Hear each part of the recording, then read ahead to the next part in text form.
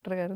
ఈ మందార పువ్వుల్ని పౌడర్ చేసి వాడుకున్నా, లేకపోతే పువ్వుల్ని పేస్ట్ చేసి వాడుకున్నా, ఇవి జుట్టు కుదుళ్ళలో జుట్టు ఎదుగుదలకు ఆధారమైన కెరటిన్ సెల్స్ని బాగా ఇంప్రూవ్ చేయడానికి, గ్రోత్ బాగా పెంచేటట్టు.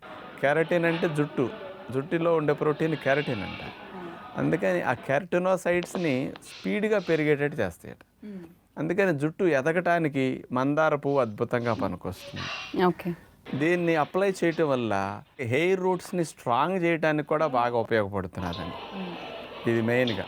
ఇంకొకటి ఇందులో ఉండే గుణం స్కాల్ప్లో డ్రైనెస్ రానివ్వకుండా చేస్తుంది కదండి. హెయిర్ రూట్స్కి బ్లడ్ సప్లై, వాటర్ సప్లై బాగా ఉండి జుట్టు స్ప్లిట్ అవ్వకుండా చేయడానికి మందార పువ్వులు చేస్తుంది.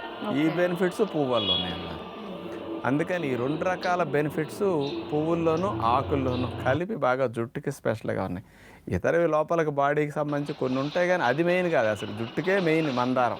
అందుకని మందార చెట్టుకి పువ్వులు ఇచ్చి దేవుడికి దండం పెట్టే బదులు మందార చెట్టుకు కూడా ఒకసారి జుట్టుకి అంత వేలు చేస్తున్నందుకు ఆ పువ్వుల ఆకులు మనకి ఇచ్చిన దానికి కూడా ఒకసారి థ్యాంక్స్ ఇవ్వడం మంచిది.